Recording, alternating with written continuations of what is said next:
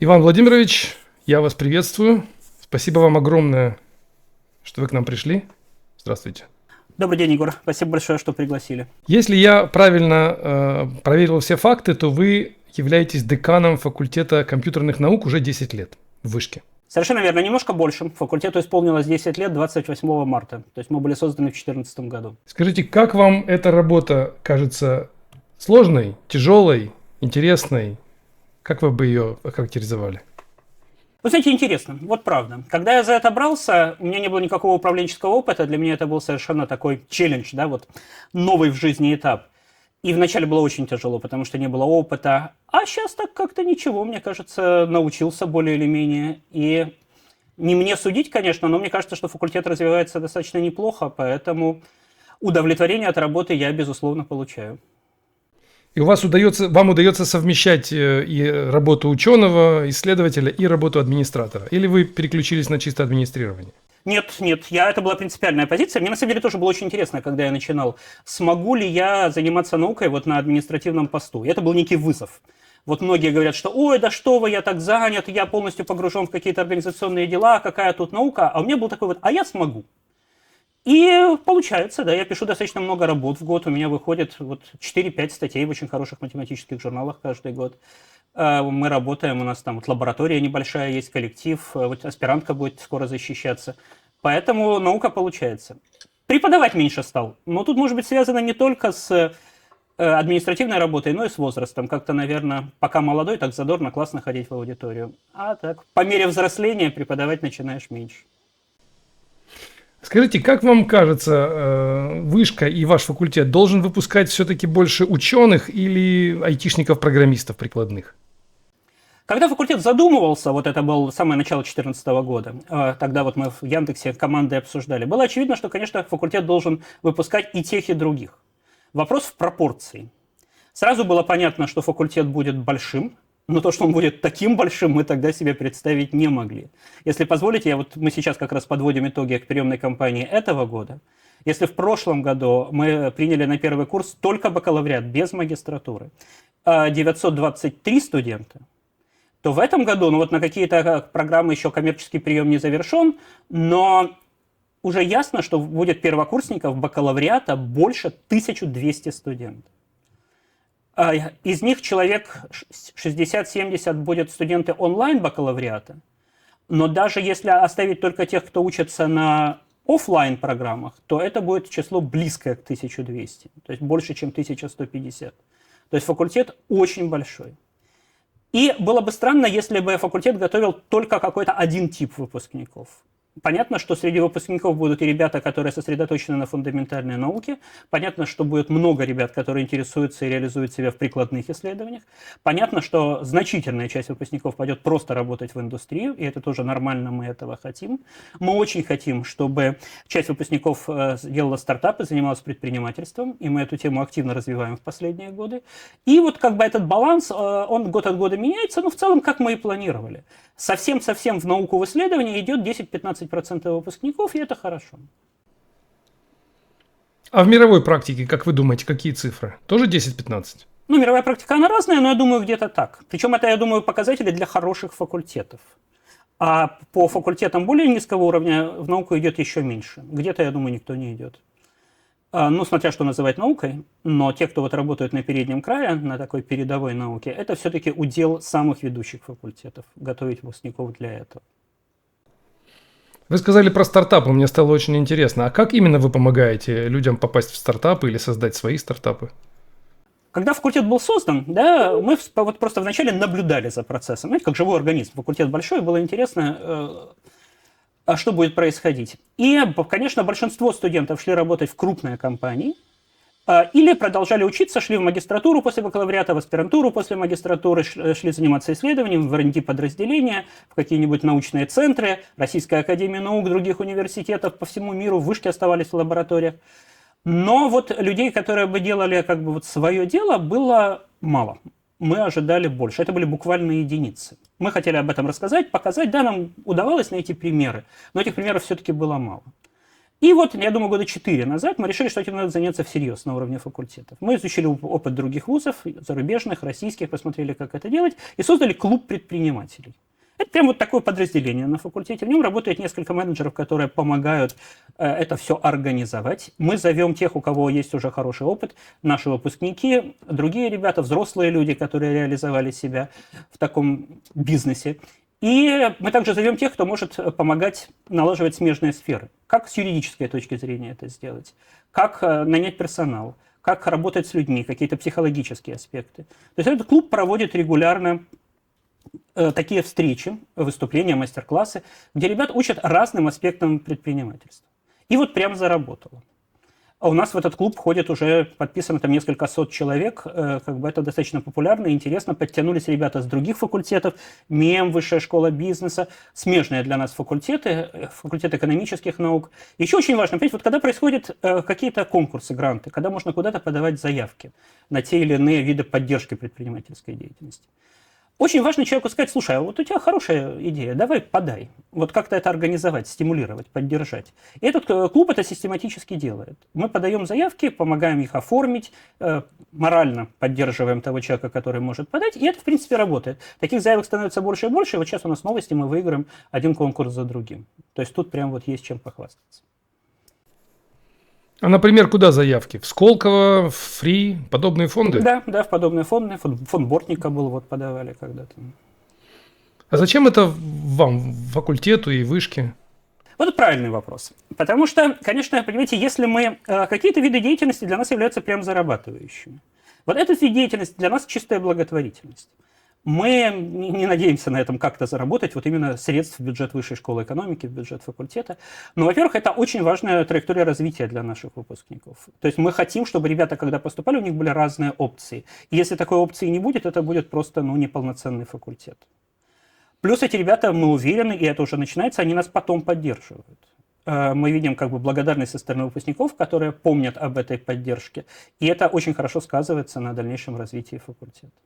Когда нам было 10 лет, у нас было несколько выступлений вот от наших сотрудников, и вот наш руководитель образовательной программы «Прикладная математика и информатика» Евгений Соколов очень хорошо сказал, что студенты бывают разные, выпускники бывают разные, но если мы к ним относимся со всей душой и уважением, то это обязательно потом факультету сыграет очень важную положительную роль в будущем. Поэтому работаем на будущее. А как именно они могут в итоге вас отблагодарить? Деньгами? Не обязательно деньгами. Первое, в чем мы больше всего заинтересованы. Вот представьте себе, Егор, 1200 первокурсников. Вот мы сейчас формируем. Сколько будет на ПМИ групп? 13-14. Где мы найдем преподавателей? Даже по математике, по которой мы всегда легко находим преподавателей, даже здесь уже так на грани. Найти преподавателей по программированию очень трудно. И мы бьем челом к нашим выпускникам, к тем, кто закончил в этом году, к тем, кто закончил сколько-то лет назад. Все-таки факультет существует 10 лет, и были ребята, которые у нас выпустились в 2015 году, потому что к нам вошли существующие образовательные программы. Прикладная математика и информатика и программная инженерия, они существовали до факультета. Поэтому первые наши выпускники появились в 2015 году. Мы просим все поколения: ребята, откликнитесь, давайте помогите нам с преподаванием. И ребята откликаются. Поэтому вот такой запрос к выпускникам нам очень важен. Выпускники – это наши амбассадоры в крупных компаниях. Когда мы пытаемся договориться с новыми партнерами или поддерживать отношения со старыми партнерами, очень классно. Понятно, что старшее поколение, когда вышки не было, вышки же, вы знаете, относительно немного лет, старшее поколение все-таки выпускники других вузов. Но когда подрастают выпускники вышки, для нас это огромная поддержка вот во взаимодействии с ключевыми партнерами, с государственными органами, с самыми разными направлениями работы. Вот про партнеров. Говорят, что ваш факультет был сделан компанией Яндекс. Ну, такие слухи, или, может быть, это официальная информация. Я об этом слышал, я об этом знаю. Так ли это? Это, безусловно, так. Яндекс имеет официальный статус соорганизатора факультета компьютерных наук. То есть мы действительно такой совместный проект Высшей школы экономики и компании Яндекс. А что Яндекс получает от вас, кроме программистов? Я понимаю их прямой интерес, вы выпускаете программистов, они их забирают себе или стараются забрать. Может быть, что-то еще, какая-то еще выгода? Понимаете, вот поскольку я, собственно, пришел из Яндекса на факультет, я работал руководителем группы академических программ в Яндексе тогда, в 2012-2013 году. Поэтому я участвовал в обсуждениях внутри Яндекса, когда вот затевались те или иные образовательные проекты. Ну, ШАД, конечно, старше, школа анализа данных, она возникла еще в 2007 году. И какая-то жизнь в вышке от Яндекса возникла еще в 2008 году. Вот тогда была открыта базовая кафедра. Но когда вот обсуждались такие крупные проекты, как создание факультета компьютерных наук, коллеги из Яндекса очень трезво понимали, что вот найм, вот как вы говорите, получить работников, программистов, он даже не стоит во главе угла. Потому что Яндекс был и остается очень популярным работодателем. И все равно пойдут в Яндекс. Поэтому сказать, что вот там найти работников единственный шанс – это открыть свой факультет, ну как бы нет. У Яндекса была скорее другая цель. Тогда она формулировалась как формирование среды. И то, что сейчас получает Яндекс, это репутация и сообщество. Во-первых, идея была в том, что даже не очень важно, где будут работать эти самые замечательные выпускники. Важно, чтобы они оставались в этой профессии, важно, чтобы они оставались вот в этом сообществе, и тогда Яндекс может их привлекать на разных этапах жизненного цикла. Да? Я помню, в Яндексе всегда считали, вот когда школа анализа данных, сколько людей, которые учатся в ШАДе или закончили ШАД, сколько из них работает в Яндексе. Но это не приводило ни к каким мерам по отношению к ШАДу. Не то, что так, давайте рекламировать громче, давайте делать то-то-то. Это был просто показатель авторитета Яндекса. Вот это было очень важно. Чтобы выпускники ШАДа добровольно были лояльны к Яндексу и шли туда работать. То же самое происходит с факультетом. Но, понимаете, если говорить про среду, это очень важная тема. Потому что я постоянно это невольно сравниваю с математикой. Я все-таки всю жизнь занимаюсь чистой алгеброй. Я вот с момента поступления в 90-м году на механико-математический факультет МГУ наблюдаю за развитием математического сообщества. Да, конечно, говорят, что там самый расцвет математики в Советском Союзе это были 60-е и 70-е, это я не застал. Но зато я как минимум видел тех людей и продолжаю смотреть, как это происходит. Так вот, математическое сообщество очень велико. Скажем, вот когда мы затевали факультет, чтобы найти преподавателей по машинному обучению, тогда это было буквально 5 человек, которые были жутко востребованы, разорваны между многими вузами. У них там преподавали не то что аспиранты, а как студенты, кто угодно. То есть невозможно было никого найти. За эти годы, конечно, сообщество очень выросло. А математическое сообщество, давайте посмотрим, сколько людей может читать хорошие лекции по алгебре. Да, я вот стол испишу, и места не хватит. То есть количество людей очень велико было в математике. Это было комьюнити с такими жесткими правилами, какими-то традициями. А в компьютерных науках это было сильно в меньшей степени. И те люди, которые вот в Яндексе этим занимались, они тоже прекрасно себе представляли, как устроено математическое сообщество. Они думали, а давайте создадим похожее сообщество в области компьютерных наук. И это была одна из миссий факультета. То есть что-то такое мы продолжаем делать и сейчас. И это комьюнити, да, появилось, не то, что появилось, оно в какой-то мере было, но оно стало во много больше. Тут, конечно, можно, наверное, сказать, что Яндекс вкладывает в развитие этой экосистемы или комьюнити, а комьюнити, зная, что это делает Яндекс, считает его одним из топовых работодателей. Может быть, так? Это одна из причин. Конечно, Яндекс относится к числу топовых работодателей по многим причинам, но комьюнити благодарна Яндексу. И это как бы важный критерий. Ну, плюс другие компании равняются, тут я не могу не сказать. Когда мы ведем переговоры с другими компаниями, они говорят, Яндекс создал такой факультет, да, вот как бы нам. И это Яндексу, тоже по-своему приятно.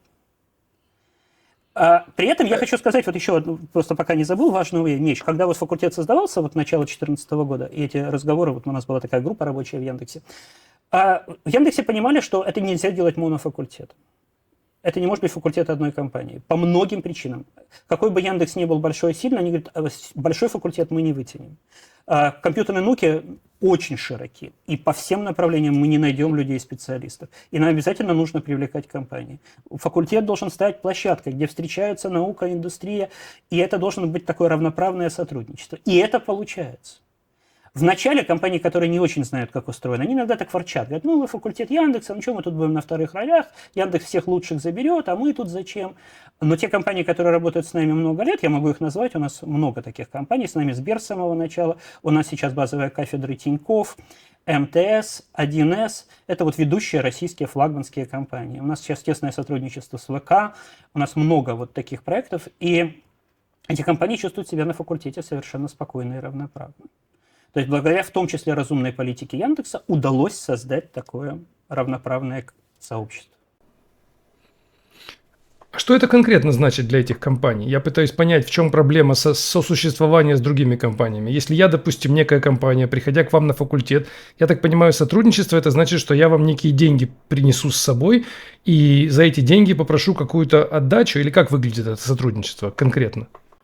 Все-таки почему-то всегда начинают с денег. Я не могу сказать, что деньги не важны, но деньги вот в нашей системе ценностей стоят, но точно не выше третьего места. Для нас самое важное – это люди. А на втором месте я бы поставил экспертизу. И только на третье место какую-то финансовую поддержку. Да? Вот представьте себе, сколько, вот я уже говорил об этом, нам нужно преподавателей. Даже самые крупные компании, они все-таки не образовательные учреждения. Они не могут привлекать преподавателей на систематической основе. Точнее, могут. Но это те компании, которые это выстроили у себя внутри, в которых есть какие-то, не знаю, управление талантами, развитие академической сферы, вот какие-то такие подразделения, специально выделенные люди, которые работают с сотрудниками, которые говорят, кто хочет преподавать. Там опять же какой-нибудь процент, типа 10-15 людей, у которых просто это нужно как выхлоп, которые говорят, мы хотим преподавать. И эти люди помогают им это сделать. В компании договариваются, чтобы для них это было в какой-то мере, зачлось им в компании. С вузами договариваются, если какие-то трудности, проблемы, помогают, в общем, сопровождают этот процесс. В Яндексе это было всегда. Сейчас это есть во всех ведущих компаниях. А когда приходят компании такие новые, у которых еще нет опыта работы с вузами, вот тогда да, тогда начинается. А сколько человек вы можете к нам привлечь в год, о какой сумме идет речь, это совершенно второстепенные вопросы. А людей в год мы не можем привлечь нисколько, потому что Высшая школа экономики – это совершенно свободный вуз. Студенты идут работать туда, куда они хотят. Мы можем вам только помочь рассказать о себе и повысить ваш бренд работодателя в среде наших студентов. Вот тогда, если вы что-то сделаете здесь хорошее, яркое, студенты к вам пойдут. То есть компании дают своих сотрудников, и эти сотрудники становятся преподавателями внутри кафедры, внутри факультета. Ну, не то, что они уходят с этих компаний, они проводят 1-2-3 пары в неделю. Компании их отпускают, и даже, наоборот, помогают, их поддерживают, находят. И вот из Яндекса у нас в любой момент времени, причем у нас забавно, у нас подсчет с Яндексом расходится. В Яндексе считают, что у нас в любой момент времени преподает там 50-60 яндексоидов. А мы считаем, что у нас в любой момент времени преподает 80-100 яндексоидов. И мне самому было интересно, почему это расходится, а потом я понял. Потому что когда в Яндексе считают, они считают строго сотрудников Яндекса, вот то, что управление персоналом дает. А мы считаем тех людей, которых привлек в Яндекс. Они не обязательно работают в Яндексе, но к нам они пришли через базовую кафедру Яндекс. И это реально много людей. Я вот смотрю, как выросла за последние несколько лет базовая кафедра Сбера. Это десятки людей, десятки преподавателей. Как активен Т-банк? Ну, замечательно, мы счастливы. Вот наш новый партнер МТС. Ну, прям вот много у нас новых проектов. Мы открыли в этом году новую магистерскую программу. 1С все эти годы поддерживает программную инженерию. От компании постоянно приходят хорошие преподаватели и преподают те курсы, которые вот компании, специализирующиеся на машинном обучении и анализе данных, не могут покрыть. А очень для нас проблемные курсы – это операционные системы, это архитектура вычислительных систем. Вот здесь огромное спасибо компании 1С. Поэтому вот какой-то баланс достигается. То есть у вас под 200 человек, которые являются одновременно сотрудниками и у вас, и в неких сторонних компаниях. Да. Так выходит. Даже больше, наверное. Потому что это люди, которые работают в основном по договорам ГПХ. Кого-то мы оформляем по совместительству или вот по договорам гражданско-правового характера. А как думаете, это мировая практика или общенациональная практика, или это именно специфика вашего факультета, вашего института? Мы были одними из тех, кто это активно начинали. Сейчас это, я надеюсь, стало общенациональной практикой, то есть в России это становится много, хотя регионы плачут. Регионы, конечно, когда мы встречаемся с профильными вузами в других крупных российских городах, но не в столицах, они говорят, что ну, конечно, вам хорошо, у вас вон Яндекс, Сбер, Т-банки, все прочие, а у нас тут, 3 IT-компании, мы не можем их уговорить, чтобы они преподавали. Но хотя бы этот диалог пошел. То есть уже во всех российских городах, где есть факультеты такого профиля, начинают активно привлекать. Вузы же должны понять, что они должны создать условия. Они не должны встать в позицию, что нам все должны. Такие стоят обиженные. Говорят, так, ну вы нам должны помогать. Ну, какой-то не взрослый, не серьезный разговор. Надо понять, чем это будет интересно этому преподавателю. Ему должно хотеться преподавать. Он должен получать вот кайф, драйв, чтобы он отрывался от своей работы на 3 пары, чтобы он мучился, готовился. Все-таки вузовские формальности. Проставлял в течение 5 дней оценочки, ведомости. Там вот все это делал. Ему эти хлопоты, один раз он сделает, он говорит, ребят, отстаньте от меня, ну правда. Ну, мне вот на работе, ну вот как бы есть чем заняться. И мы должны его холить или леять, что мы пытаемся делать изо всех сил. Насчет мировой практики не знаю, сомневаюсь. Не могу себе представить, что в других странах вот прям люди уходят с работы и идут в вузы преподавать. Хотя наверняка где-то в какой-то мере это есть. А как именно вы холите или леете? Что даете вы такого преподавателю, что он действительно идет на все это и получает удовольствие? Самое главное, что мы предлагаем этому преподавателю, это очень сильных студентов. То есть на факультет компьютерных наук поступают самые сильные абитуриенты страны. Да? Вот сейчас мы посчитали, у нас в прошлом году число победителей и призеров заключительного этапа Всероса было 93, сейчас посчитали 117. То есть можете себе представить, если у нас группы по 30 человек, сколько мы можем создать групп только из победителей и призеров заключительного этапа Всероссийской олимпиады школьников? Можете себе представить уровень этих студентов? Многие преподаватели, наоборот, боятся. Говорят, ребят, не надо меня к Всеросам. Ну, правда, Но большинство преподавателей, им это интересно. То есть вы работаете вот с самыми лучшими школьниками. Вчерашними школьниками. Вот, но в остальном... Помимо удовольствия от общения с умными людьми, может быть, преподаватель будет искать какую-то, или может искать, или будет, или обязательно должен искать какую-то все-таки выгоду. Может быть, например, эти студенты какие-то для него проекты должны делать. Есть наверняка это? По-разному. Действительно, часть преподавателей в том числе работает рекрутерами. И это нормально. Мы к этому относимся абсолютно спокойно. И наоборот, мы компаниям объясняем. Они говорят, слушайте, ну что так нам стали мало идти? Мы говорим, ребята, а что вы делали, чтобы к вам много шли? А мы организовывали день выпускника, ярмарку вакансий вот какие-то. Ну, ребят, это вчерашний день, это как бы не очень хорошо. Вы давайте нам хорошего преподавателя. Вокруг него соберутся студенты, и они узнают про вашу компанию. И он для себя соберет какой-то коллектив, и в другие ваши подразделения пойдут. Это такой вот умный найм. Но это не обязательно. То есть, я думаю, где-то половина наших преподавателей таким хантингом не занимаются, а работают просто для души. Далеко не все готовы работать HR-ами от своих компаний. Поэтому как пойдет, но для нас оба варианта хороши. Интересно. Я вот немножко в сторону науки поверну. У меня кое-какой опыт есть общения со студентами и проверки их курсовых работ. Я в некоторых комиссиях участвовал, в том числе на ФКН.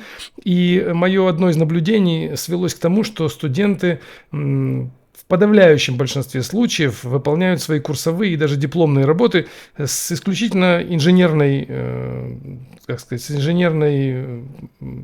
с точки зрения инженерного подхода. Они просто решают некую поставленную задачу, например, воплощение какой-то программы, мобильного приложения, но науки как таковой нет. И я слышал замечания и мнения со стороны многих преподавателей, что об этом это не нравится многим. Все говорят, что мы, мол, высшее учебное заведение, и не только вышка, и другие тоже. И мы должны готовить все-таки больше людей с ученых в перспективе. Пускай, может быть, они не будут учеными, вот как вы сказали, только 80% из них пойдет в программирование, и только, может быть, 10-15% пойдет в науку. Но все равно готовить мы их, как высшее учебное заведение, должны все-таки как ученых. А там уже, конечно, они сами решат, куда им идти. Но вот я вижу, что сами преподаватели не хотят их в эту сторону поворачивать или, может быть, не могут. Отсюда вопрос, нет ли у вас такого наблюдения, что преподавателям самим эта наука не очень-то интересна, их интересует, поскольку они все пришли из компаний, или многие из них, как вы только что сказали, а многие из них это, в общем-то, практикующие инженеры из компаний, там Яндекс, 1С, МТС, то они, конечно, к науке имеют отношение опосредованно. И поэтому науке студентов и не учат. Давайте я сразу отзовусь о том, что вы сказали, что вы были на защитах, и у вас сложилось впечатление, что очень практикоориентировано. Я открою страшную тайну. Мы создаем комиссии по направлениям. То есть одни комиссии ориентируются на такой чисто прикладной тематике, и туда мы зовем в том числе представителей компаний, вот, например, уважаемого Егора Бугаенко. Какие-то комиссии формируются из наших теоретиков, и туда мы зовем ребят защищаться, которые делают какие-то более фундаментальные вещи. То есть, во-первых, тут могло быть немножко смещенное представление. Во-вторых, когда мы говорим, что у нас преподаватели из компаний, но это же только часть наших преподавателей, это же вот те самые совместители и коллеги, работающие по ГПХ. А у нас есть большой штат Люди, которые работают в высшей школе экономики на полную ставку, это 1,5-2 сотни профессоров, доцентов, для которых работа в университете – это основное место работы. И вот они как раз ориентированы на фундаментальную науку. И они как раз массово предлагают темы курсовых и дипломных, которые посвящены вот таким совершенно фундаментальным исследованиям. Понимаете, вот я для себя как-то тоже размышлял, постоянно происходят вот дискуссии там по поводу оценок. Да, тяжело бывает с людьми из компании. То есть человек работает в компании, студент под руководством инженера из компании. Вот этот его руководитель ставит ему отличную оценку, говорит, мы ему поставили производственную задачу, он решил. Приходит человек на комиссию, а ему говорят, слушайте, а новизна где? Все-таки вот наука – это что-то новое. Да, ты освоил сложные инструменты, ты научился вот тому и этому, а где новые результаты? Он говорит, так, я не понял. Мне вот мой шеф поставил оценку 10, что тут происходит вообще за безобразие? И вот регулярно возникают такие конфликтные ситуации. Мы следим за тем, чтобы самые высокие оценки, благо в вышке 10-бальная шкала, чтобы самые высокие оценки ставились все-таки за работы, в которых есть новизна. И новизна есть в большинстве работ. Понимаете, у вас смещено в одну сторону, у меня в другую. Я всю жизнь занимаюсь алгеброй. И для меня представление о науке может тоже так сильно разниться с тем, что касается инженерной части в области компьютерных наук. Поэтому люди разные, точки зрения разные, но в подавляющем большинстве работ новизна, безусловно, есть. Ожидать это от 100% работ, ну, наверное, все-таки без шансов. Мы специально выкладываем на сайте факультета список публикаций, которые делают наши студенты. То есть они публикуются в хороших журналах. Вот эти самые конференции А со звездочкой, там уровень статей очень высок. И там возраст авторов, ну, неприлично низкий. Нет никаких пожилых академиков в области компьютерных наук. Там самым мастодонтом лет по 30 чем-то, по 40. А, собственно, основная рабочая сила – это 20-летние. И студенты факультета имеют большой список публикаций, вот мы их выкладываем. И это безусловная научная новизна. Но да, то, что вы говорите, очень важная для нас тема. Вот факультет растет, вот я называл цифры, очень быстро в области образования. Нам надо расти как минимум так же, а лучше еще быстрее в области науки. Мы спешим, мы открываем лаборатории, мы привлекаем коллективы, откуда можем. Мы растим как бы научную составляющую. И мы надеемся, что мы всем заинтересованным студентам сможем предоставить темы, сюжеты для научной работы, чтобы все, кто хотел, имели такую возможность. А вначале хочет большинство. Да. И да, вы правильно говорите, что вначале человек должен попробовать себя в науке, а потом уже решить, чем он хочет заниматься. Большинство этих конференций, которые А и А со звездочкой, они проходят по всему миру. Они далеко не только в России, они зачастую не в России. Вопрос возникает, как этому студенту, который условно 3-го курса, бакалавр, например, или 4-го, поехать на эту конференцию, туда попасть, получить визу, оплатить всю эту поездку. Как-нибудь в этом может помочь ему факультет? Две вещи. Вещь первая. Да, помогает. У нас есть научная комиссия, образовательная комиссия, в зависимости от тематики поездки. Факультет и высшая школа экономики выделяют определенные бюджеты. Ребята подают заявку, мы оплачиваем, мы помогаем. Но с визой мы помочь практически не можем. А вот с тем, что мы можем помочь оплатить билеты и проживание, мы это активно делаем. И какое-то количество ребят ездит. Но, насколько я могу судить, специфика конференции по компьютерным наукам состоит в том, что на них далеко не всегда ездят. Кто-то приезжает, там, oral доклад – это вообще очень узкая категория. Как правило, это постеры. Если на математических конференциях постеры – это какое-то что-то такое странное, маргинальное, то здесь постеры – это основная часть программы, когда в огромном зале собираются все, представляют свои постерные доклады, идет обсуждение, все ходят. Это может быть самая интересная и живая часть. И, как правило, это работа многих авторов. Поэтому, если один из авторов доезжает, он постер представляет. Но если даже случается так, что никто не смог доехать, все равно работа попадает в сборник трудов этой конференции, все равно человек гордится тем, что у него есть такая замечательная публикация, что его отобрали, и потом он как бы ему в зачет, в его портфолио идет публикация на со звездочкой. Но поездки продолжаются. Я вот за прошлый год смотрел, много съездили на конференции вот такого высокого уровня. А много это сколько? Хоть какие-то цифры можете привести? Вот за весь год сколько от вышки, ну, может быть, не от всей вышки, а от факультета, сколько человек выступило или опубликовалось? Хотя бы порядок цифр. Сейчас скажу, 27, по-моему, было статей на конференциях без А, уровня А со звездочкой. Я боюсь ошибиться, но вот мне почему-то помнится число 27. А всего студентов у вас? Всего студентов? Да. У нас приближалось к 4500. Но сейчас станет больше с учетом нового набора. Это и аспирантов вы тоже считаете? Аспирантов у нас, к сожалению, не так много. Аспирантов у нас человек 70. Да, наверное, они тоже входят в это число. А как вообще к аспирантуре вы относитесь? Это важный шаг для молодого специалиста. У меня очень часто спрашивают вот, начинающие студенты и магистры, идти ли в аспирантуру. И очень большое количество скепсиса у них по этому поводу. Они считают, что это не нужно, не важно, компании на это не обращают внимания, на трудоустройство это не влияет, на зарплату это не влияет. Зачем ему нужна аспирантура и этот самый PhD или кандидат наук, или, не дай бог, еще и доктор наук? Я считаю, что аспирантура очень важна. И я считаю, что у нас сейчас аспирантура проблема в том смысле, что ее мало. Если, скажем, вот в этом году у нас было бюджетных мест, только, понимаете, в вышке все немножко сложно, поэтому я сейчас чуть-чуть нагружу техническими деталями. В вышке аспирантура, она не на факультетах. В вышке были созданы аспирантские школы. Аспирантская школа по математике, аспирантская школа по техническим наукам, по компьютерным наукам.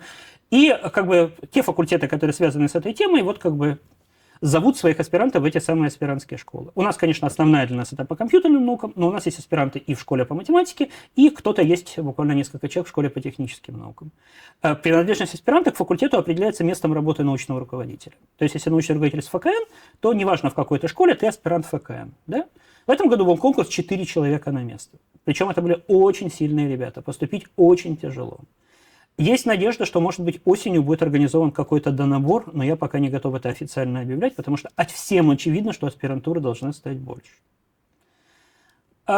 Возвращаясь, опять же, к своему математическому бэкграунду, да? Вот мы всегда с интересом наблюдали, как происходит процесс. Вот талантливый человек, там учился в хорошей физмат-школе, поступил в хороший вуз. Пока это все идет, и такой некий карьерный его рост в плюс, да?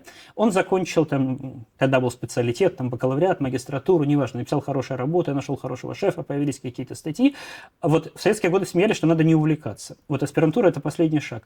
Вот тут он может себе найти прям хорошую перспективную работу, сделать карьеру, а вот если он пошел в аспирантуру, все, он попал в академическую науку, и тут уже увяз. Сейчас это все не так. Сейчас академическая наука, вот если вы посмотрите по нашим с вами общим знакомым, по многим примерам, это очень интересная работа, в том числе с финансовой точки зрения. Поэтому люди, которые идут в компьютерные науки и занимаются ими как исследованием, ну, их никак не назовешь в какой-то мере там в чем-то ущербными по сравнению с теми, кто работает в индустрии. У них жизнь интереснее, насыщеннее, разнообразнее, работа более творческая, а в материальном плане они не проигрывают. Поэтому мы с чистой душой советуем людям идти в аспирантуру, защищаться, выбирать исследовательскую стезю. Вы говорите, что это никак не влияет на карьеру. Вот тут я поспорю. Я это наблюдал на Западе, я прожил несколько лет в Германии, в университете Тюбинга, был в Мюнхене, и мне было всегда интересно смотреть, что многие аспиранты после защиты в Германии выбирают, там смеялись, между Deutsche Bahn и Deutsche Bank. Первое – это железные дороги, второе – это… То есть народ просто массово защищает диссертацию и пошел делать карьеру вот в крупных немецких компаниях. И вот вопрос, что надо сделать такую индустриально ориентированную аспирантуру, которая бы помогала людям потом работать в компании, делать карьеру, заниматься исследованиями прикладными. Собственно, мы сейчас это реализуем с Яндексом. Мы сейчас вот будем делать новый трек в аспирантуре и делать такую индустриальную аспирантуру, где будут темы от Яндекса, руководители от Яндекса и соруководители с нашей стороны. То есть, да, аспирантура нужна некая такая корректировка, что ли, чтобы она не была вот с производством только академических ученых абсолютно. Но и академические ученые – это тоже очень хорошая траектория. И Яндекс будет платить больше тем, кто закончил аспирантуру, чем тем, кто закончил только бакалавриат, допустим. Ну, погодите, а у вас не так сейчас? Вот к вам приходит человек, кандидат профильных наук, с каким-то опытом, ну, наверное же, это как-то скажется на его зарплате. У нас да, но говорят, что у мелких, у более мелких компаний это совершенно не так. Какая разница, это такой довод приводит, какая разница какому-то условно какой-то компании по доставке пиццы или там по организации, не знаю, почтовых услуг, какая им разница, программист, кандидат наук или не кандидат. Главное, чтобы он мог решить конкретную задачу, написать на Java какой-то блок кода, и на этом все. Какая разница его уровень? Если вы ориентируетесь работать программистом в конторе по доставке пиццы, то да, наверное, не надо в аспирантуру. Но если вот выбирать между Deutsche Bahn и Deutsche Bank, то очень даже полезно. Поэтому в крупных компаниях, мне кажется, в российских это ценят. А если сравнить, такой немножко опять в сторону отойду, если сравнить ФКН с такими же факультетами в других крупных вузах, мы знаем, что они есть у нас и ИТМО, есть и МФТИ, есть и МГУ. Как-то могли бы вы сказать, ну, пускай без критики конкурентов, но все равно, чем вы лучше и, может быть, чем вы хуже? Вопрос деликатный, но давайте попробую на него ответить. Во-первых, за эти 10 лет произошли действительно очень сильные изменения. В России стало много сильных, хороших вузов, связанных с компьютерными науками и информационными технологиями. Это факт. Ребятам есть из чего выбирать. И мы этому, в принципе, радуемся. Мы так и надеялись, что так произойдет. Но если говорить об особенностях вышки, давайте посмотрим, скажем, ИТМО МФТИ и Высшая школа экономики. ИТМО МФТИ – это вузы, несмотря на разнообразие специальностей в них, все-таки такого инженерно-технического профиля. Вышка – это по-настоящему многопрофильный вуз. У нас есть все. Над нами смеются, что у нас нет медицины и ресторанного дела. Все остальное в Высшей школе экономики представлено. Да? Причем какие-то факультеты создавались после нас. Вот до нас был факультет математики создан, после нас создавались факультеты физики, химии, биологии, географии. Но сейчас все это есть. И всему этому уже лет как минимум по 4, по 5 или больше. Да? А вы скажете, а зачем мне это? Я поступил, я хочу вот работать там исследователем, разработчиком. Какая мне разница, что в Вышке хороший факультет права? Огромная разница.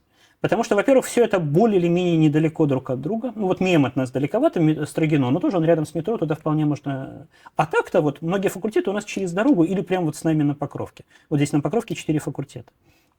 Если вы хотите делать какой-то прикладной проект, кто вам может понадобиться? Вам может понадобиться дизайнер. Вам может понадобиться менеджер, вам может понадобиться юрист, который поможет вам это раскрутить, вам может понадобиться пиарщик. Все это вы, будучи студентом вышки, найдете в лице других студентов вышки. А вышка все это поддерживает, развивает. Я уж рассказывал, но расскажу еще раз. Меня шокировала ситуация с общежитиями. Когда... У меня, опять же, мой МГУшный опыт.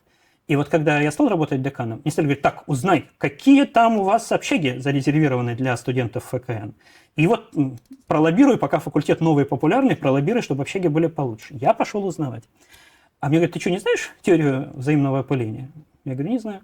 А в Вышке говорят, теория взаимного опыления. То есть ребята, которые имеют право на общежитие, они получают такие отрывные, там, ну, это, правда, история давно, но сейчас это продолжает работать. Они приходят в некое вот, там, место управления общежитиями, получать направление, и их селят случайным образом. Все говорят, ну погодите, ну это ненормально, я хочу жить со своими. Ну, иногда делают исключения, но в принципе стараются этого избегать. И вы попадаете в комнату с философом, с менеджером, с дизайнером, с юристом. Ну, я много людей назвал, там в комнате мало людей живет, но там квартиры, в общем, вот, на этаж. Вот. И это реально у вас возникают контакты на всю жизнь. Вы видите людей совершенно с другим представлением, бэкграундом, но это такие же топовые люди. На те факультеты поступают такие же топовые люди по своему направлению, как к нам поступают по математике и информатике. Поэтому это вот совершенно замечательное преимущество Высшей школы экономики. Сотрудничество между факультетами работает. Очень помог этому корпус на Покровке с огромным атриумом. Вы были, вы знаете, колонны с розетками, лужки под крышей, когда дождь идет, а мы гуляем. 14, у нас или сколько, 13 зданий под одной крышей. И ребята стали общаться, вот приходить с разных факультетов. Нам лично, факультету компьютерных наук, очень помог проект Data Culture. Не знаю, знаете ли вы, что это такое, могу в 2 словах рассказать. Это уже старая затея с 2017 года, что мы обучаем всех студентов бакалавриата Высшей школы экономики. Вначале это была только цифровая грамотность, основы программирования и основы анализа данных. Это уже немножко зависит от специальности. Потом пошел девиз «Питон для всех», а потом возникла идея, как это называется, тестирования, такой стандартизации. То есть все должны сдать некий тест и получить сколько-то баллов. Неважно, кто вы, юрист, экономист, вы знаете анализ данных на 83. И вот вы идете с неким таким числом по жизни. Но тоже прикольно и важно. Вот как люди сдают на права, у них есть какая-то система тестов, там, на которую можно потренироваться и сдать. Так вот в Вышке организована такая система по анализу данных. И это вот работает, начиная с 2017 года. За 2 года были покрыты все бакалаврские программы московского кампуса. Да, кто-то выл, плакал, говорил, что хватит, мы вообще поступали на историю. Это было протестное голосование. Мы не хотим учить вашу математику и программирование. Мы специально выбирали гуманитарную специальность. А в Вышке не так много занятий одновременно. И вы вот еще ставите ваши занятия по питону нам вместо истории средних веков. Что же это происходит? Безобразие такое. Постепенно все привыкли, поняли, что это хорошо. Иногда происходят какие-то волнения, жалобы, но в основном уже все поняли, какой это им дает огромный плюс при трудоустройстве на работу. Что вот экономические, социальные, гуманитарные специалисты вышки, они просто будут принципиально отличаться от других вузов, потому что они умеют программировать, они понимают, как работает анализ данных. И это в тех специальностях не менее важно, чем вот в каких-то других. Да? И мы познакомились со всей вышкой. Наши преподаватели преподают на всех программах, студенты нас знают. И вот это дало мощнейший толчок для межфакультетского взаимодействия. Поэтому если мы хотим, грубо говоря, найти хороших юристов в проект, мы знаем, где искать хороших юристов и кто из них хороший. Потому что вот мы преподаем на этом факультете уже достаточно долгое время. Вот это я выделил бы как очень важный плюс высшей школы экономики. Это сильно контрастирует со стратегией таких специализированных вузов типа Сколтех, типа Иннополис, которые исключительно на IT сфокусированы. И более того, у них даже нет подразделений, допустим, графического дизайна или нет там кафедр менеджмента. Они исключительно на таком хардкор программировании, компьютер-сайенс, дата-сайенс. А у вас получается совершенно в другую сторону. Вы как бы действительно университет, а это больше институты. Да, но погодите, я не хочу сказать, что у нас нет хардкор. У нас все есть. Мы просто по-настоящему большие, и мы можем себе позволить и такое, и эдакое. Скажем, школа дизайна, высшая школа экономики – это то, чем все мы, безусловно, гордимся. Мы хотим сейчас сделать с коллегами совместную программу, но мы и так уже плотно сотрудничаем сколько-то лет. А поэтому да, вот если нужны дизайнеры, мы знаем, где их брать. А если сравнить наши вузы с иностранными, вы говорите, вы жили в Германии, значит, вы видели, как там организовано обучение. Если сравнить нас с Америкой, со Стэнфордом, с MIT, потому что, мне кажется, вышка, она вполне себе такую конкуренцию для себя видит, как MIT, как Стэнфорд. Может быть, не сейчас, но в потенциале. Где мы отстаем и почему, и наоборот, где мы, может быть, уже что-то как-то опережаем? Вот именно Стэнфорд. Я помню, когда вот 10 лет назад мы создавали учебные планы, вот Антон Канушин тогда у нас был координатором, вот он как раз в первую очередь смотрел на опыт Стэнфорда. Это было очень интересно. У нас все очень хорошо на старте. У нас очень хорошо с сильными абитуриентами. Все-таки вот от советской традиции, вот эта система олимпиад, которая пронизывает всю страну, все самые маленькие города, села, действительно это работает, вот эти этапы Всероса, это как бы очень огромный для нас плюс. Много физмат-школ в больших городах, в городах поменьше, такие специальные учителя, по-настоящему энтузиасты, которые собирают вокруг себя этих школьников, готовят кружки, олимпиады. Но как бы вот те, кто хотят, имеют все возможности. Это все сохранилось, это все работает.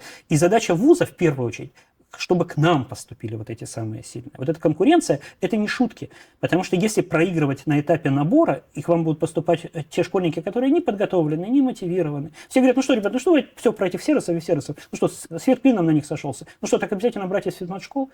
Да, обязательно.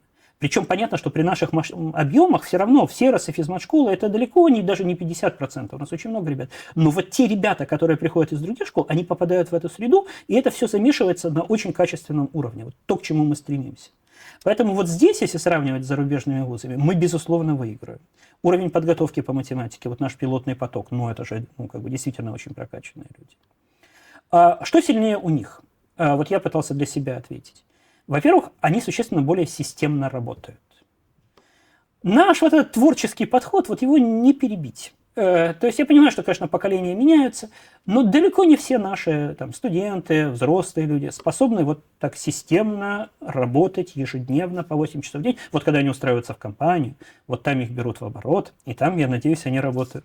Когда они работают в науке, или когда вот они учатся, все равно сохраняется авральный метод, когда человек приходит на экзамен с красными глазами, ой, я 2 ночи не спал, я готовился. Я говорю, товарищ, ты что делаешь? У тебя был там целый модуль, семестр, почему ты не делал это раньше? Причем идея вышки состоит в том, что у тебя накопительная оценка, что ты постепенно все эти этапы проходишь, а не за одну ночь. Но все равно находятся люди, которые делают вот так. Вот я наблюдал за аспирантами в Германии, во Франции. Им выделяется кабинет, рабочее место. Они ходят, и они работают 8 часов в день. Они вместе обедают, они там это обсуждают, у них семинары, но большую часть времени они сидят, читают, вот как-то обсуждают. Когда я стал деканом, у меня была идея фикс. Я думал, дадим им столы, дадим им возможность работать, вот, чтобы они могли работать. Вот факультету недавно было тесно, сейчас у нас хорошая новость, мы опять расширились, нам дали дополнительные площади, и на факультете опять станет посвободнее. Но всегда мы выделяли какие-то комнаты, столы для того, чтобы вот была возможность поработать. Кто-то ей пользовался, единицы. Вот это непрошибаемая советская идея, что я работаю дома. Это сумасшедший дом, правда. Там какие-то дети, коты плачут, я не знаю, что происходит, мусор вынеси, посуду помой. Вот приди, хорошо, что, пожалуйста, коллектив, пообедаешь. Но вот очень туго идет. Люди не любят ходить на работу. И это нас во многом подрывает, потому что мы видим, что вот даже достаточно слабый, не сильно мотивированный человек приходит вот в зарубежную аспирантуру, он садится за стол, 4 года сидит, и из него получается неплохой специалист. Потому что что-то он эти 4 года делал. Вот я всячески за то, чтобы люди работали системно и ходили на работу. Еще все-таки вот предпринимательство, мы это пытаемся развивать, но для нас все-таки это новое. У них это в крови. То есть для них это естественно, у них этого много, вот этот инновационный подход, лаборатории, стартапы, вот этот поезд. Вот тут скорее ведущие зарубежные вузы нас обгоняют, и тут мы должны к этому стремиться. У нас скорее лучше с энтузиазмом. Хотя новое поколение прагматично, но даже у нас, когда говоришь, ребята, давайте вот там работать учебными ассистентами, у нас подходит уже к 1000 число учебных ассистентов в год. Ну, ребятам мы платим какую-то, ну, совершенно небольшую денежку, по-моему, 6 тысяч в месяц. Ребята преподают, потому что они хотят помочь следующим поколениям. Они не преподают, они помогают преподавателю проверять работы, консультируют студентов. Они готовы включаться, потому что им это интересно, они второй раз проходят этот курс, они как бы делают хорошее дело. Вот у нас этого много, и это для нас тоже очень сильное конкурентное преимущество. Как думаете, в перспективе, может быть, через 5, через 10 лет, через 20, наша вышка выйдет на уровень такой, как у Стэнфорда, у MIT, так, чтобы, может быть, не знаю, граждане Америки приезжали к нам учиться. Не наши лучшие, к сожалению, пока это происходит, уезжали туда учиться, а в обратную сторону. Ну, тут я должен сказать правду. Когда факультет создавался, Аркадий Волош, генеральный директор на тот момент компании Яндекс, сформулировал амбициозную задачу – войти в топ-30 ведущих факультетов мира в области компьютерных наук. Товарищи, которые с ним непосредственно работали, говорят: Аркадий Юрьевич, ну давай не будем, ну топ-30 нереально. Он говорит: так, мы не амбициозные задачи не решаем, так запишите топ-30. Единственное же, что спасибо большое Аркадию Юрьевичу, то, что он сроки не зафиксировал. Поэтому мы живем с надеждой, что мы вот войдем в топ-30, но как бы пока мы продвигаемся где-то по рейтингам. Но сейчас ситуация с рейтингами, вы знаете, сложная, их продолжают считать, но с российскими вузами там все не так просто. Поэтому сейчас вот прям ставить задачу продвинуться вот в американских, в британских рейтингах любой ценой, ну, наверное, это все-таки такая немножко специфическая задача. Хотя мы продолжаем на это смотреть, для нас это важно и интересно. Поэтому нет, я верю, что факультет компьютерных наук, он и сейчас очень виден на мировом уровне. Мы общаемся с нашими ребятами, которые поступили в магистратуру, скажем, в Европу, в хорошие европейские страны. Они говорят, что, вот когда они говорят с теми ребятами, кто учится у нас, что у нас магистратура сильнее. У нас есть несколько магистерских программ самого высокого уровня. Современные компьютерные науки, математика машинного обучения, которые ориентированы на тех, кто закончил наш факультет, другие вот самые топовые факультеты. Вот прям делали эти магистратуры, чтобы им было не скучно в магистратуре. И они говорят, что европейские магистратуры слабее. Нам это приятно слышать. Ну, потому что продолжается та же тенденция в Европе, которую мы пытались избежать и избежали. Представьте себе, большой факультет, классический университет. На нем большой став, вот, набор сотрудников. И эти сотрудники далеко не все, только небольшая часть из них способны читать курсы по настоящим современным востребованным компьютерным наукам. Вот я смело скажу, у нас с этим лучше. Мы собрали вот людей, которые вот прямо огонь. Мы над этим долго и упорно работаем. А там человек занимается топологией, ну и занимается. Надо читать что-то на магистерской программе «Искусственный интеллект». Ну, поставим курс «Топология для искусственного интеллекта». Ну и так себе получается. Поэтому вот тут, я считаю, мы находимся в выигрышном положении.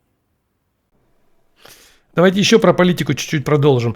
Была у вас такая компания JetBrains, которая тоже, как и те компании, которые вы перечислили, она тоже помогала, и была ее специализация, я так понимаю, кафедра, и она ушла из России. Вы как-то ощутили этот уход? Он ударил по факультету? Да, давайте поговорим про JetBrains. JetBrains была очень хорошая компания, мы очень были все ей благодарны. Мы это вот факультеты, с которыми она работала. Но она была вот уровня Яндекса. По степени, она была меньше по размеру, но по степени внутренних процессов проработки, привлечения преподавателей, поддержки всего разумного и критики всего неразумного, что возникало на факультетах. Вот такая экспертиза нам тоже важна. Но надо понимать, что JetBrains была в Санкт-Петербурге. В Москве они в какой-то момент уже после создания нашего факультета открыли офис, но он был очень маленький. В нем работало что-то 5-10 человек.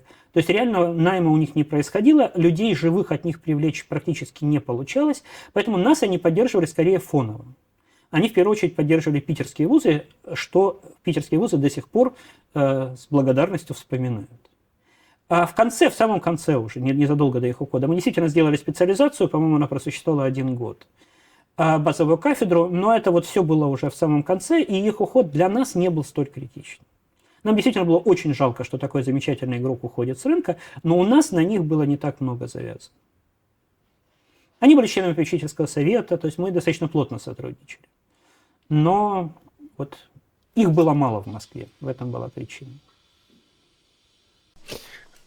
Хочу про ICPC-программистов поговорить. Вы же наверняка знаете о том, что это такое. Это конкурсы этих олимпиады и конкурсы программистов международные, которые ежегодно проводятся.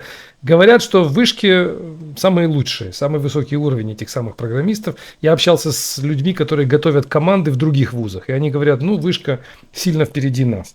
Я решил, пользуясь случаем, раз мы общаемся, спросить у вас, как это получается, почему так, и, может быть, это просто результат, как вы сказали, того же самого отбора входного, а может быть, вы делаете что-то еще дополнительное, чтобы этим программистам помогать, как-то их развивать? Да, мне тоже говорили про ICPC, тут говорят, мы чемпионы мира сейчас абсолютные. Скоро будет следующий чемпионат. Мы надеемся, что опять на успех, но вот на данный момент команда факультета компьютерных наук является абсолютными чемпионами мира по системе ICPC в области программирования. Там действительно было забавно. У нас до этого было несколько раз бронза. Последний раз была бронза, 21 год проводился. Оно все происходило со сдвигами, за пандемией, а тут решили провести сразу два финала. За 22 и за 23. И у нас поехали, соответственно, две команды. От вуза может только одна команда приезжать на финал, но поскольку было два финала двух разных лет, то поехало две команды. Это происходило в Египте. И вот там была полная драма. Вы наверняка знаете, большинство слушателей наших видели эти вот большие залы, как вот последний час заморозка, как это все вот прям все волнуются, смотрят, кто впереди, последний час непонятно, прям вот очень смотрится не менее интересно, чем многие другие спортивные соревнования. И вот объявляют итоги 22 года. На первом месте команда Пекинского университета, мы на третьем, но у нас тоже золотая медаль. Мы абсолютно счастливы, что у нас золото, хоть и третье место, это первое золото в истории вышки. Но вот команда Пекинского университета была чемпионом мира, наши считали, по-моему, 7 или 8 минут, в общем, сколько-то минут, потому что после этого перешли к объявлению итогов финала 23 года. И вот тут наша команда заняла абсолютно первое место. Мы ждали, мы надеялись, но, честно скажу, это было для нас приятной неожиданностью, что это будет абсолютное первое место. Такое никогда нельзя предсказать, ожидать, и это было просто огромным праздником. А если вы следите за этой системой, вы знаете, что российские вузы всегда были хороши в ICPC. Было много побед у МГУ, были победы у ИТМО, у Санкт-Петербургского университета, а вот у нас было что-то типа бронзы. И когда факультет создавался, мы решили для себя, что мы не будем ставить спортивное программирование во главу угла. Что если ты спортивный программист, приходи к нам, мы тебе создадим любые условия, можешь не учиться, главное тренируйся, главное что-то, вот ничего такого не будет. Более того, к нам действительно поступает очень много олимпиадников, и идея была в том, что если ты устал от олимпиад, мы не будем над тобой наседать. Да, мы видим, что ты можешь, что ты победитель Всероссийской олимпиады школьников по информатике или межнар по информатике. Мы не будем над тобой наседать, что обязательно иди в ICPC. Хочешь – иди, не хочешь – не иди. Но у нас есть очень талантливый человек, Михаил Сергеевич Густакашин, который выстроил вот эту систему, он работает с момента создания факультета, руководит Центром студенческих олимпиад. Это очень во многом его заслуга. Тренировки, они проходили в Яндексе, в других компаниях на факультете, прям вот эта система. 1/8 финал, четверть, полуфинал, организация того, чтобы команды поехали, там оплата билетов, гостиниц, все это вот работало, вся эта машинерия. Но самое главное, это качественные тренировки, качественные задачи, качественные тренеры. Вот несколько лет назад подключился наш выпускник Филипп Грибов. Вот просто молодец тоже, это во многом и его заслуга в том числе. И да, то, о чем вы говорите, отбор на входе, что к нам поступают сильные абитуриенты, во многом подготовленные. Я не возьмусь посчитать в процентах, но это значительный процент для успеха.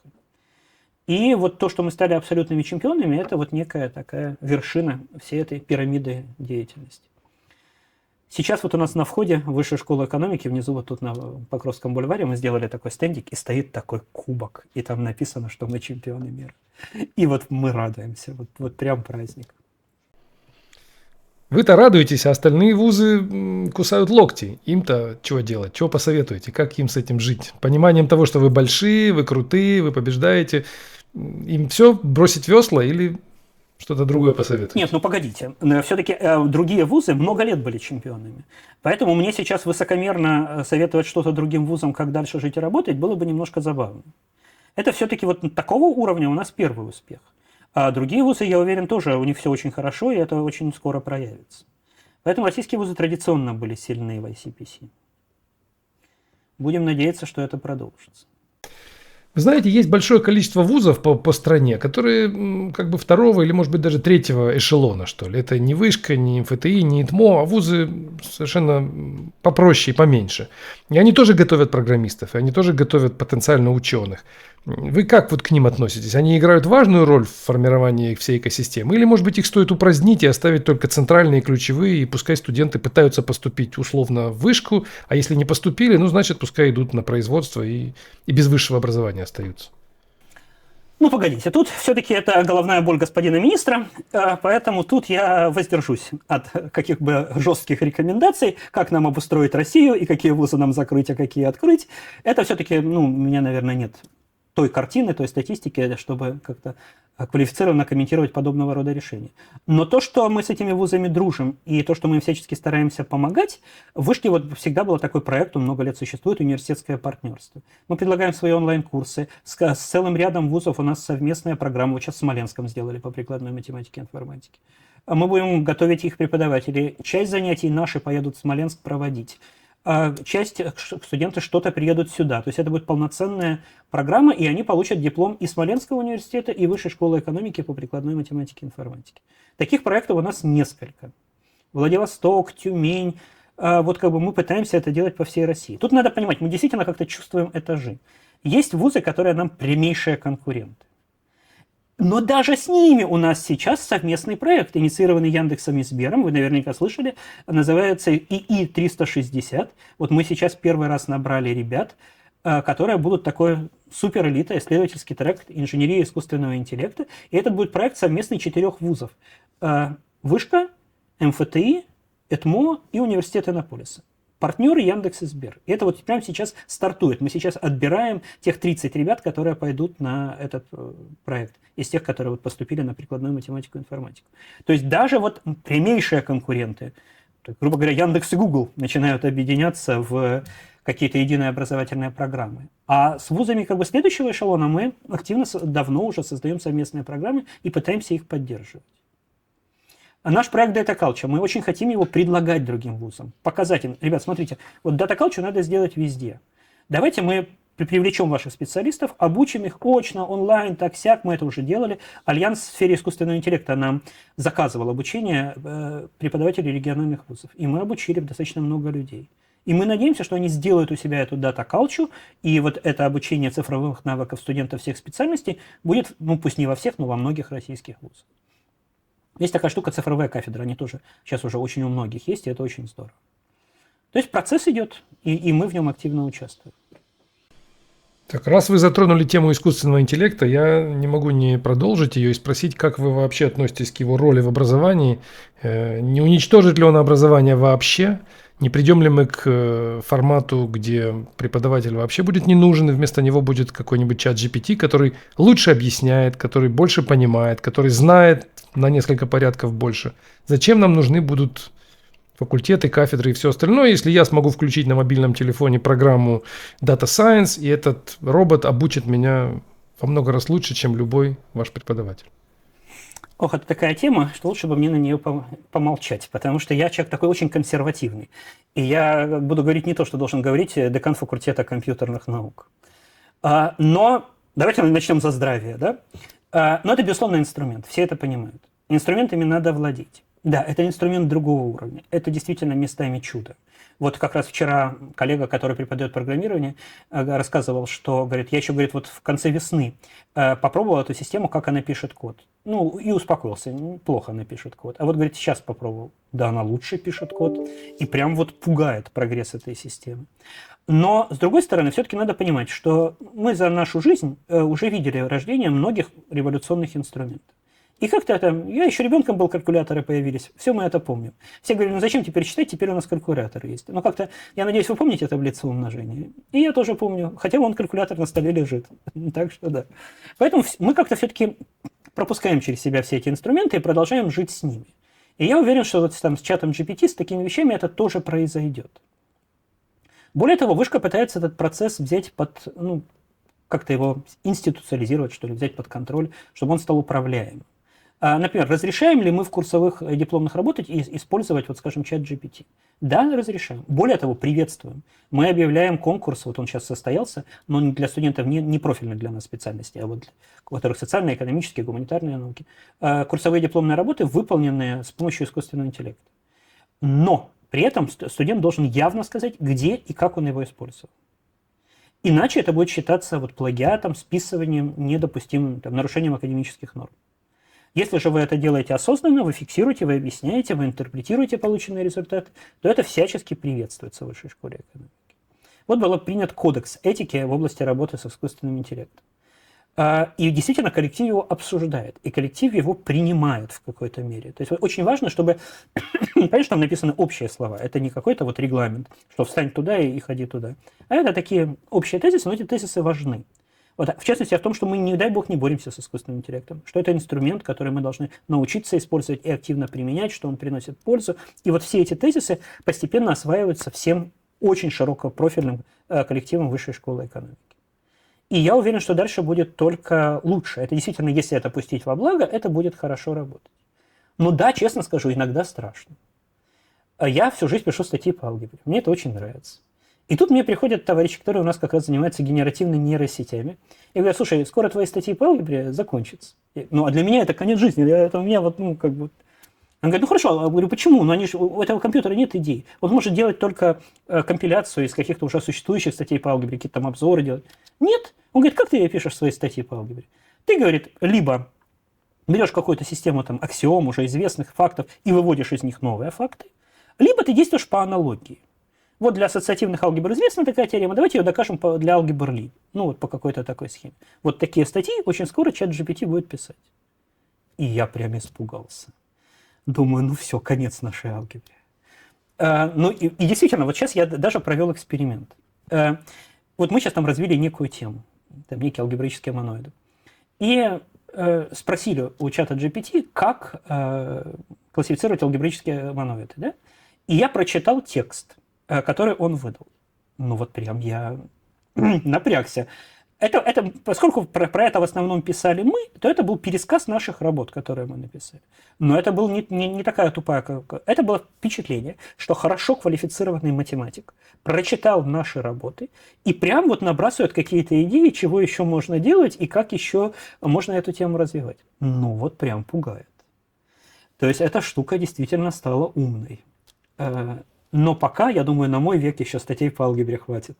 А дальше посмотрим. Студенты, вот мы сейчас посчитали, Вышка опросила, какой процент студентов использовал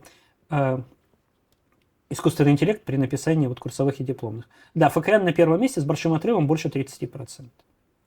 Причем использовал именно по существу, не просто как переводчик. Как переводчик я давно все это использую. Это как бы, а вот использовал на каком-то более содержательном уровне. Так что все серьезно. Да-да. Нам с этим жить теперь. Так что... Да, я говорю, что мой опыт, он такой несколько негативный. Я вижу, что студенты именно занимаются списыванием, только списыванием у чат GPT. Я им ставлю задачу сделать некое эссе или написать некую работу исследовательскую. Они присылают мне документ, который написан целиком и полностью этим роботом. И я трачу свое время на анализ, на чтение. И где-то к середине документа я понимаю, что человек его не писал. Я понимаю, что это какая-то ерунда. Потому что можно определить, вы сами это понимаете. Можно почувствовать, что написано это все-таки роботом. И дальше я не могу доказать студенту, что он не прав, потому что я не могу в плагиате его обвинить. Мне неоткуда... Не на что сослаться, но и читать дальше я не хочу. И вот начинается некая борьба с этим студентом, который считает себя вполне вправе отстаивать свою точку зрения и доказывать мне, что нет, я написал это сам. То есть это, видимо, те самые вот 70%, вы сказали, у вас 30% используют и используют легально, показывая это и доказывая, что здесь нужно было его использовать. Но я, видимо, сталкиваюсь с теми 70%, которые используют, но не говорят об этом. Егор, погодите. Вот возвращаясь к науке. Но вы же не последний человек в этой области. Проект у нас есть на факультете «Поймай бота». Придумайте способ доказать, что это действительно сделано системой. Это же интереснейшая задача. Такой вот прям вызов. И если это удастся доказать, в каких ситуациях это удается доказать, то тогда вступает в силу весь карательный механизм Вышки. Списывать нельзя. выговоры, отчисления и так далее. Это все зафиксировано. Поэтому мы будем все это применять. Не для школы, а для жизни мы учимся. Тут все очень серьезно. У нас даже был случай, немножко отвлекусь, у нас был случай, мы проводили конференцию буквально несколько месяцев назад, она прошла по компьютерным, научная конференция, и нам прислали статью наши коллеги, тоже здесь в России находящиеся, и им дали, один из членов программного комитета дал рецензию на их статью, и они негативную, и они возмутились и пришли к нам как к организаторам конференции и говорят: смотрите, рецензия написана ChatGPT. Они пошли в какой-то бот, вот о котором вы говорите, и этот бот сказал, что с вероятностью 90% этот текст написан, скорее всего, каким-то генеративным искусственным интеллектом. И мы сказали: ну, мы не можем это доказать, и вообще это не в правилах конференции, что нельзя писать рецензии с помощью бота. А они сказали: как это не в правилах, вы должны внести это в правила. В общем, был целый конфликт на эту тему. Оказалось, что эти чат-GPT используются не только нерадивыми студентами, но и нерадивыми профессорами, которые лень им проверять статью, он просто ее загружает в чат GPT и говорит: напиши мне негативный отзыв. И получает вполне себе осмысленный текст на английском языке. Вот так. Ну, может, даже, почему обязательно нерадивыми? Я тоже бываю во всяких таких комитетах, которые что-то решают, смотришь на статью, ну, такой хлам. А думаешь: боже мой, вот сейчас я сяду, убью 2 часа на то, что буду тут расписывать. Если мне какая-то система напишет, нет, я, не дай бог, никогда так не делал, но, слушайте, а это идея, вы подбросили. Почему нет, да? Да, это одной кнопкой делается. Загружается PDF-файл в этот чат GPT и говорится: напиши рецензию, которая будет негативной. Ну, например, reject рецензия, которая приведет к отказу. И вполне себе он за 2 секунды даст абзац текста. И плюс, возвращаясь к учебному процессу, да, вот как минимум по тем курсам, которые читаю я, всегда можно провести очный разговор со студентом. Защите его. Вот что ты написал, ты понимаешь? Если он понимает, все, никаких вопросов, ты молодец, ты все разобрался, учись дальше. Да, это немножко более трудоемко, но вот вышкинская система учебных ассистентов в этом помогает. Ассистенты могут помогать вам проводить эти разговоры со студентами и убеждаться, что они все это понимают. То есть вы считаете, что если студент понимает и при этом использует вспомогательный инструмент в виде искусственного интеллекта, это окей. А если он не понимает и заменяет свое непонимание этим ИИ, то вот это недопустимо. Я еще добавлю, и честно еще говорит, что он его использует. Вот тогда это абсолютно окей. Окей. Ну, просто, понимаете, вот против тренда не попрешь. Понятно, что это будет развиваться. Понятно, что не нам с вами стоять против прогресса. Поэтому просто надо его направить в правильное русло.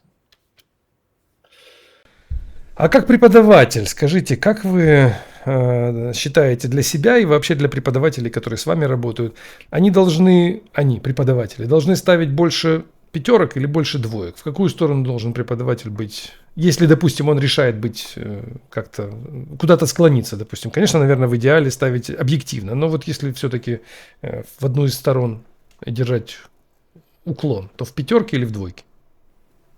Должен уточнить, что высшая школа экономики работает по 10-бальной системе. Поэтому десятки или нули, да, вот как бы вот такое. Да, десятки или нули. Да, даже 11-бальная шкала, да. В больное место бьете. Вы наверняка слышали, в вышке есть такая штука, проблема, называется инфляция оценок. Что произошло? В вышке была давно изначально задумана 10-бальная система. В какой-то момент стало ясно, что эта штука деградирует. Люди не заморачиваются вот этой тонкой шкалой, а всем ставят 10 или там 8, или там, плохая оценка 5, вот что-нибудь такое. Получились жуткие, там были курсы, на которых в десятках там было 70-80%. Это абсолютно бессмысленно. Перестали работать механизмы отбора. В вышке же, вы знаете, есть рейтинги, которые выкладываются в открытый доступ, и там родители, работодатели могут посмотреть. А там по каким-то курсам у всех десятки, ну что там смотреть? В вышке, скажем, там, чтобы человек поехал на зарубежную стажировку, и смотрят на его оценки, успеваемость, вот эти вот средние баллы. А какие-то факультеты расслабились, и там всех десятки. И они все поехали на зарубежную стажировку, а мы не можем поехать. Да что же это такое? И стали следить за инфляцией оценок. Есть некие наработанные людьми, которые занимаются образованием, графики. Вот как должны распределяться оценки по 10-бальной системе.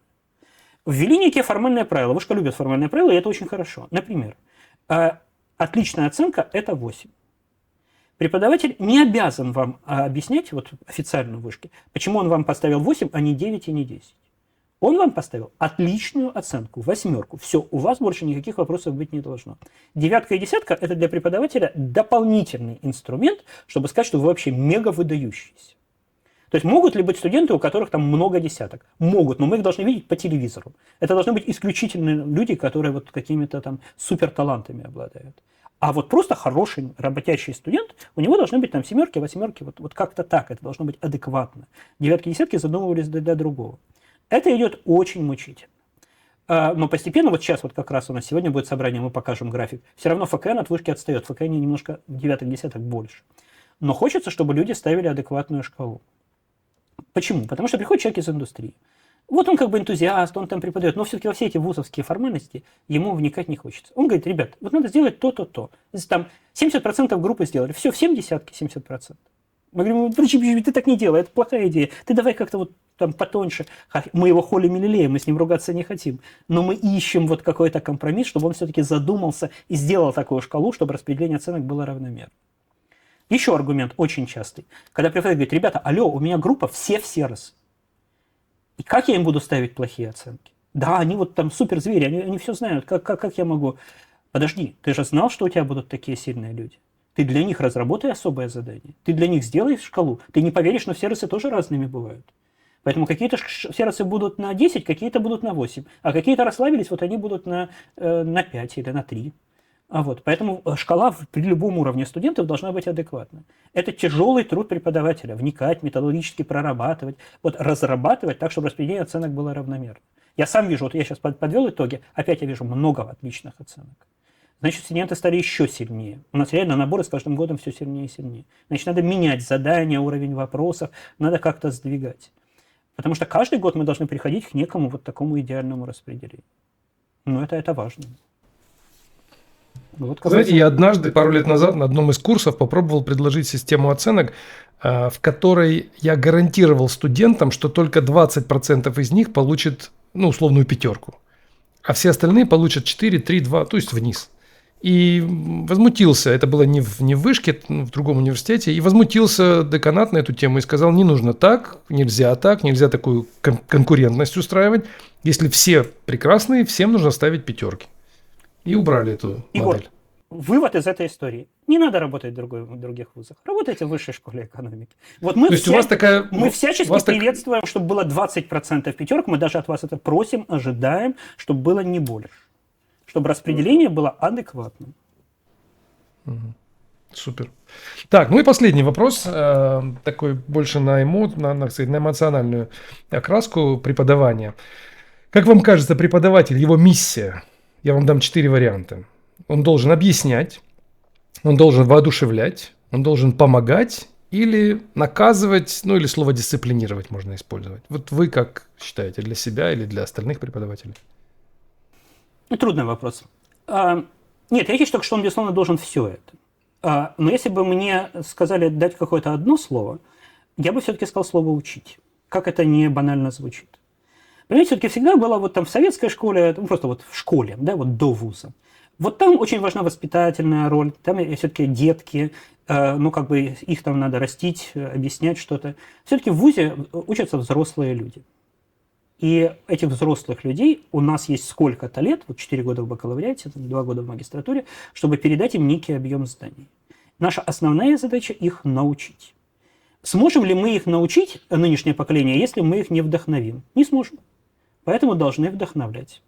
Если не будем поддерживать, да. Если не будем в какой-то мере наказывать и быть строгими, особенно очень уверенных в себе победители Олимпиад и так далее, безусловно, мы должны выполнять все эти роли. Но наша основная функция – это их научить. Объемом знаний, в чем-то даже личным примером, но это очень важная вещь. Вот действительно, я пытаюсь понять, каким должен быть идеальный преподаватель. У меня, может, опять же, из романтики старых фильмов какой-то такой, знаете, советский молодой член-кор-физик, такой устремленный, сухопарый, 30-40-летний человек, который делает что-то великое. Наверное, каким-то таким должен быть ученый, да? Это человек, который создает вокруг себя коллективы, который ведет за собой, который активен, не пассивен, который занимается наукой в самом хорошем смысле этого слова, который вокруг которого есть большая научная группа. Это, наверное, мы хотим видеть на факультете компьютерных наук, и слава богу, у нас таких людей и коллективов много. Это очень важно. Количество лабораторий приближается к 20, мы скоро новую лабораторию откроем, тоже в области искусственного интеллекта. Хотя тематика разная, вот открыли по мобильным приложениям и облачным вычислениям. Очень классная лаборатория на программной инженерии. То есть мы пытаемся все-таки разный спектр делать, математических лабораторий какое-то количество. Но вот Центр искусственного интеллекта, который мы надеемся скоро продлят, вот для старого цикла 24 год это полезно, последний год. Это было для нас очень полезное дело. Это был просто большой толчок вперед для факультета и в том числе в прикладную в части внедрения. Вот. Поэтому преподаватель должен быть ученым, и он должен учить. Учить. Прекрасные слова. Может быть, в конце рекламу какую-то сделаем, хотя, мне кажется, вышка не нуждается в рекламе, но все-таки что-то вам же нужно от слушателей. Может быть, ну, студентам, скажем, приходите к нам. Может быть, преподавателей пригласим. Я услышал, что они вам нужны, но, с другой стороны, у вас их так много. Нет, преподавателей у нас точно нет избытка. Поэтому, дорогие коллеги, если вы хотите преподавать на факультете компьютерных наук, причем самые разные дисциплины, какие-то абсолютно прикладные вещи, или вот наши базовые курсы по компьютерным наукам, анализ данных, машинное обучение, программная инженерия, биоинформатика, самые разные темы, системное программирование, математические дисциплины, весь спектр от дискретной математики до теории вероятности и математической статистики, мы очень заинтересованы в сотрудничестве. Мы очень заинтересованы в штатных преподавателях, которые свяжут свою жизнь с высшей школой экономики, принесут нам трудовую книжку. Тут у нас очень много благ, бонусов, и мы очень ждем таких людей. Если вы готовы работать по совместительству, мы счастливы. Если вы готовы прочитать какой-то один курс в режиме договора ГПХ, welcome. Если вы хотите какой-то авторский, оригинальный курс, который трудно включить в обязательные учебные планы, а вышка, в отличие от других вузов, не ставит очень много занятий. У нас такого нет, что сколько у нас там, 8 пар, а вот хорошая идея, давайте еще 9 пары поставим. Ну, такого не бывает. В вышке одновременно изучается до 6 курсов, в исключительных случаях до 7. Больше ставить нельзя. Но у нас очень большая индивидуализация, вот эта самая образовательная траектория. Поэтому если вы хотите предложить какой-то экзотический специальный спецкурс, мы его предложим как факультатив, как мини-курс, и с удовольствием вставим, позовем наших студентов. Если их придет хотя бы человек 10-15, а их бывает и 60, и 70 приходят, мы будем счастливы эту работу профинансировать, организовать аудитории, и вы прочитаете такой курс, короткий, длинный, на ваше усмотрение. Пожалуйста, пишите, мы очень открыты и хотим, чтобы у нас все это происходило. То есть я тогда какой-то e-mail ставлю под видео, и люди пускай пишут вам, присылают резюме. Мой рабочий e-mail, который мы переписывались, пожалуйста, я буду очень рад, если это произойдет. Супер. Тогда все, спасибо большое. Спасибо, Егор, очень интересно было. Очень интересные вопросы. Да. Спасибо. Пока-пока.